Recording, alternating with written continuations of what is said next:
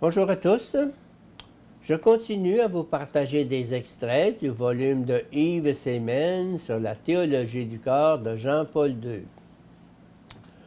Le Christ en appelle à la résurrection. La résurrection du corps comme réalité du monde futur. Les synoptiques, il n'est pas le Dieu des morts, mais des vivants. La troisième partie du triptyque. Le raisonnement des Sadducéens est le suivant. Maître, Moïse a écrit pour nous que si un homme a un frère qui meurt en laissant une femme sans enfant, cet homme épousera la veuve et suscitera une postérité à son frère. Marc 12, 19. Les Sadducéens font appel ici à la loi dite du Lévirat, confère Deutéronome 25, 5, 10, et se référant aux prescriptions de cette loi ancienne, il présente le cas suivant. Il y avait 7 frères. Le premier prit femme et mourut sans laisser de postérité. Le second prit la veuve et mourut sans laisser de postérité, et de même le troisième, et aucun des 7 ne laissa de postérité. Après eux tous, la femme, elle aussi, mourut. À la résurrection, quand ils ressusciteront, duquel d'entre eux sera-t-elle la femme, puisque les 7 l'auront eue pour femme. Marc 12, 20, 23. Jésus répond ainsi. N'êtes-vous pas dans l'erreur, parce que vous méconnaissez les Écritures et la puissance de Dieu? Car lorsqu'ils ressusciteront d'entre les morts, ils ne prendront ni mari ni femme, mais ils seront comme des anges dans les cieux. Marc 12, 24, 25. Quant au fait que les morts ressuscitent, n'avez-vous pas lu dans les livres de Moïse, au passage du buisson, comment Dieu lui a dit « Je suis le Dieu d'Abraham, d'Isaac et de Jacob ».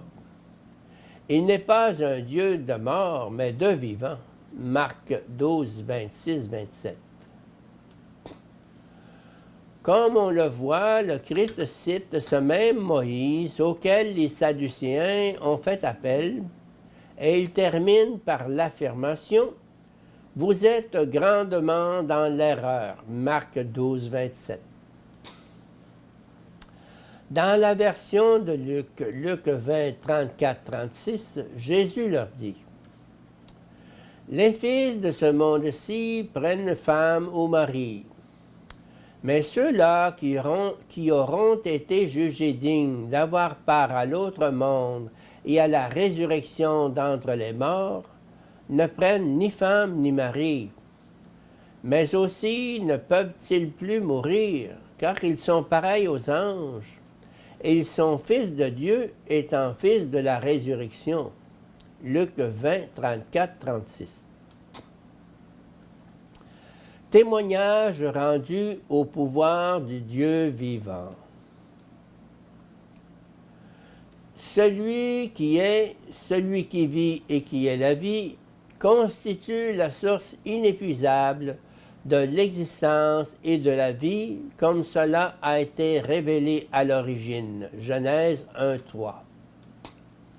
Bien que, à cause du péché, la mort corporelle soit devenue le sort de l'homme, Genèse 3, 19, et bien que l'accès à l'arbre de vie, grand symbole du livre de la Genèse, lui ait été interdit, Genèse 3, 22, toutefois, le Dieu vivant, en contractant alliance avec les hommes, Abraham, les patriarches, Moïse, Israël, renouvelle sans cesse dans cette alliance la réalité même de la vie, en dévoile de nouveau la perspective et en un certain sens ouvre de nouveau l'accès à l'arbre de la vie.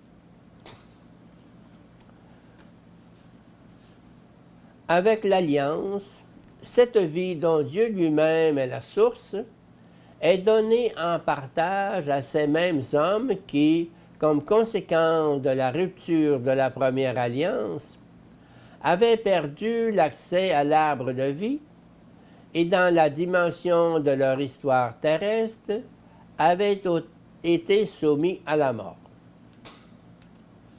Le Christ a l'ultime parole de Dieu à ce propos.